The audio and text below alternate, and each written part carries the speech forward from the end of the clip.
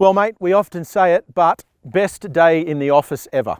Absolutely. This is where I like to work every day, but good, don't always get the chance. A little bit windy maybe, Yeah. a little bit cold, but I'm still loving it. No mobile reception, that's probably why it's so good. As you can see, we've got a Nissan Patrol and a Toyota LandCruiser 200 series behind it, and this is motoring's equivalent, four-wheel drive's equivalent, if you will, of Batman versus the Joker. It's Ford versus Holden. It's that age-old, decades-old, my four-wheel drive's better than yours. It is, and it's changed a little bit over the years, and people probably aren't buying these sorts of four-wheel drives as much as they used to, but there's still a lot of people doing it, and they're spending pretty big money at the same time, and I'm really interested to see which one of these is better, in particular off-road. Yeah, we'll find that out. And the other interesting part of this argument is petrol versus diesel, because of course the Patrol, petrol only now, LandCruiser 200 series, diesel only. And perhaps you can let us know in the comments section below, do you prefer petrol or diesel? Do you own a petrol or diesel? And if so, why? Because that's the way it is now. And I guess a lot of people use these for touring as well. Absolutely, and just pure off-road ability. Are these things actually better than something like a four-wheel drive ute or a smaller wagon? I'm really interested to find out. Let's find out. Our Toyota LandCruiser 200 series is GXL specification, which starts from $91,890. Although with some options thrown in, this Merlot red number has a price as tested of $96,675 before on-road costs. That includes the snorkel for $500, KDSS suspension for $3,250, premium paint for $500, and a tow bar and trailer harness. The Nissan Patrol in TI specification has an almost perfect $20,000 difference, with a price starting from $76,990. Throw in some Hermosa blue paint and you're looking at $77,585 as tested before on-road costs. In terms of specification, the Nissan Patrol gets leather and electric seats, room for 8 on board, and a 360-degree camera. The 5.6 litre petrol V8 makes 298 kilowatts and 560 newton meters. That runs through a 7-speed automatic transmission with full-time four-wheel drive and a low-range transfer case. The centre differential isn't lockable, but the rear diff is, and it's limited slip as well. Tyres measure in at 265/70 R18, which is 32.6 inches in the old money. Mate, I've always been a fan of the Y62 Patrol, but one thing you cannot argue about whether you like it or you don't is the value. This thing is incredibly good value for money. Especially when you compare it to that LandCruiser. So this is a TI. There's only two in the range, TI and TIL. So this is technically base spec, but in terms of actually what you get for your money, it's nowhere near base spec. Yeah, absolutely. You've got leather trim. You know, the infotainment system isn't as up-to-date as the most up-to-date variant of this around the world. It's a real shame that they missed that in Australia. It is, but you get a great engine, you get a great cabin. It's beautiful to drive on-road. We're going to find out how good it is off-road. But I just think it's compelling value for money, because a LandCruiser with this much gear in it is a hell of a lot more money. And then you're going to have to use a lot of petrol to catch up to how much extra you've spent with the money you're saving on using diesel. That's right, and you get things like 360-degree camera, autonomous emergency braking. There's stuff that this Patrol has that the LandCruiser just flat out doesn't, so it's a real winner in that regard. The LandCruiser can also fit 8 on board, but the seats are cloth and manually adjustable, and there's only a reversing camera without any panoramic view. The 4.5 litre V8 diesel makes 200 kilowatts and 650 newton meters. That runs through a 6-speed automatic gearbox with full-time four-wheel drive and low range. There's no rear locking differential. The LandCruiser instead has a locking centre diff. Tyres are 285/65 R17. That equates to 31.6 inches. The old favourite, mate, the LandCruiser. There's no arguing with the service network, the dealer network, the fact that the only place you probably would be stuck in a LandCruiser without access to parts is the moon. Yes. But there's also no arguing that these are expensive. This is very expensive. So this is about $90,000, $96 as tested, because this does have some options on it, like this snorkel, which I have to say is arguably the ugliest snorkel I've ever clapped eyes onto. Yeah, exactly. It's pretty awful. But they do a specification that is a bit lower than this, GX, and that's fully mine spec. So that's got the snorkel, that's got barn doors, I think only 5 seats inside and steel wheels. But there's not a lot going on in this one for the money, especially compared to the Patrol. No, it can't match the Patrol in the cabin. You know, it doesn't have leather. The infotainment's probably not even as good as the Patrol, which in itself is antiquated. So it's another step behind that, and it just can't match it for that. So I guess the argument is if you're driving these around town and you're not going off-road, that feels a hell of a lot more luxurious. It does, but this does have a twin-turbo diesel V8, which is a great motor and people absolutely love it. Both of these four-wheel drives have some selectable driving modes as well as hill descent control. For more information on the technology and interior specs, check out our full review at CarAdvice.com. KDSS stands for Kinetic Dynamic Suspension System. It's an Australian invention that has found its way onto a variety of Toyota and Lexus four-wheel drives around the world. It's a hydraulically powered adaptive sway bar system. Pressure increases, firming things up for better on-road control, and then they loosen off with less pressure for more articulation and stability off-road. Really clever stuff. And you can see what I mean here. You can see the amount of axle droop you've got on the back of this LandCruiser. The sway bar is effectively disconnected in low range, so you've got good articulation, which is great for off-road. However, we've got some other issues. I can show you over on this side. We're running out of ground clearance, especially in this rear quarter here. As you can see, we've built up the track, we've thrown some rocks in, we've put some max tracks down as well, because if we just kept going, we'd definitely hit that rear bumper. It's just plastic, it'll damage very easily. So we're just gonna ease our way down and see how we go.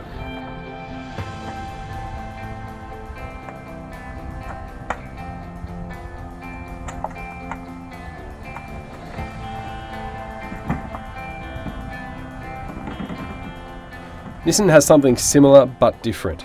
The Patrol does away with live axles front and rear, but also sway bars completely. Instead, they use hydraulic body motion control, HBMC, to improve the Patrol both on-road and off-road. It's also hydraulic, but this runs through the shock absorbers, either firming up or softening off body control depending on what you're doing. Listed ground clearance for the 200 series LandCruiser is 230mm, but because of bigger tyres and no live axles, the Patrol has a much better number, 272mm.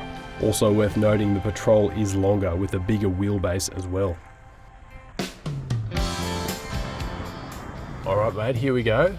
This is a bit of a tricky section of the track. A little bit tricky. It was interesting coming down too, wasn't it? Yeah. This did have a couple of clearance issues coming down. We had to build the track up a little bit with rocks. They're all still there. Now, one thing to note about taking these cars off-road is that they're big rigs, aren't they? They are big, yeah, especially the Patrol.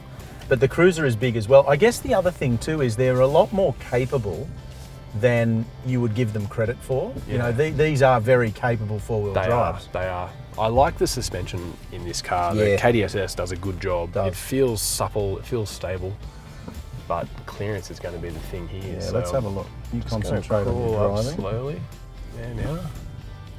I think what's interesting too is the suppleness of the suspension means you've always got a wheel on the ground. Yeah. So if you've always got contact patch with the tyre, we've let the tyres down. We're running about 20 PSI in both cars, but look how easy it did. It did do well. No scrabbling. These have got good traction systems in them. It does, but they don't really need them. No, so this has this crawl control here, which I haven't used because I'll just show you. The crawl is activated. Yep. So I'll put that on there now. Oh, have a listen to it. Oh, it sounds like the car's braking. It does. It sounds like a machine gun. Yeah, it's awful. It's completely yeah, atrocious. I don't trust hill descent controls, and I don't like that. I prefer to modulate what I'm doing. And I think with multi-speed automatic gearboxes and the traction control systems that we have. Yeah. Really so you put this in sport mode, whack it down into one. And then this engine's got a lot of torque down low. It's not the best revver in the world, but it really loves to lug in that low and middle range. So that's where it's strong. Don't worry about that. I would love to see a rear locker in this thing. Yeah, well, the Patrol's got one, so we'll see if that makes a difference. But throw a little bit of suspension lift in this thing just to get that belly up off the ground a little bit. And once you get to know this car in terms of the size of it, very capable beast off-road. Yep. But what do you reckon? Is the Patrol a bit better? Let's go and have a look. All right. Rear diff lock in, might as well, because we got one. Better to put it in before you get into trouble. We're in low range, of course. We got driving modes here, so we've gone with rock again. Why not? Yeah. And like you, I don't love hill descent control and that kind of stuff, but you test out the drive modes when you've got them. Yeah, absolutely. It might just fix up the throttle response for you a little bit. Yeah.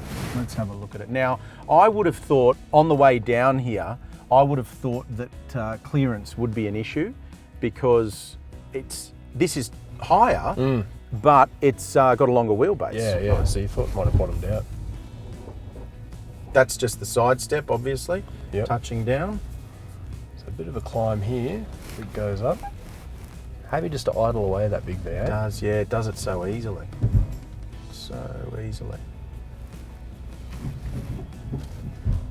Bit of mud flap on the back again. And again, we've dropped the tyre pressures down, right? So we are at 20 PSI, give or take, you know, in what are very road-focused tyres, and they're doing it quite easily. Yeah.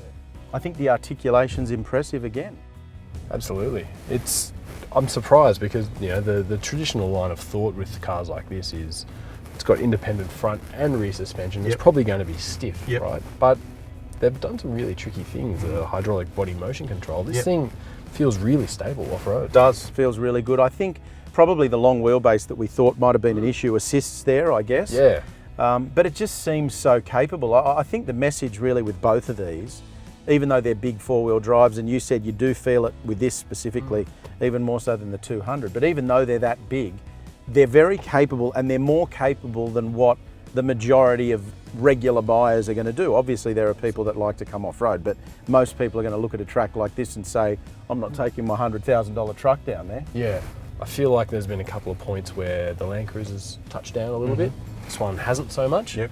Both have had a bit of a kiss to the sidestep here and there, but that sort of comes with the territory, I think. Does for this sort of work. I guess the point to make is that you can turn these two into serious off-road weapons, really. Yeah, absolutely. Both of these big four-wheel drives carry on their tradition of good off-road capability proudly, with plenty of built-in ability and technology.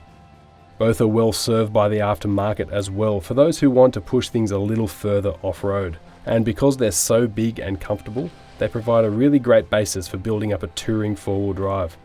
And that's something to consider these days now international flights are a bit of a distant dream. Okay, mate, time has come. It's a little warmer this afternoon than it was this morning. It is not. That's for sure, but the time's come. Look, for me, and of course, let us know what you think in the comments section below, because we always love hearing your opinion on these things. But for me, as good as they both are, I reckon I have to buy the Patrol, mate. I really do. I love the LandCruiser, but I think I have to buy the Patrol. It does impress, that Patrol. I mean, if you look at it on paper, it's got more clearance under the body because it hasn't got live axles. And a lot of people are going to write it off, oh, you know, no live axles, not a real four-wheel drive. But you're kind of missing the point because this thing feels really stable and it's not bottoming out as much as that LandCruiser. So for me too, I mean, put that whole value for money argument aside for a minute. If I wanted to take a four-wheel drive off-road regularly, I'd be leaning towards this one. And it's still only averaging 14.9 litres per 100. So for a big petrol V8, that's not too bad That's either. not too bad, not too bad. Yeah. I mean, this LandCruiser, it's still definitely got buyers and we know which one more people buy. It's this one here. Absolutely, and you made the point before, but if you buy these specifically for off-road, you're going to make some mods to them, aren't you? 100%. They both need to come up off the ground a little bit. The stuff that we drove today wasn't super hard, but you're starting to hit things like side steps and sills here and there. You're going to do a little bit of damage. So some better tyres, a bit more suspension, maybe some protection, and these things will go a really, really long way. Well, there you go, guys. The Nissan Patrol really is compelling value for money. Don't forget to click on subscribe and hit that notification button. And let us know what you think of our verdict in the comments section below. And in the meantime, go to CarAdvice.com for the full review. Thanks for watching.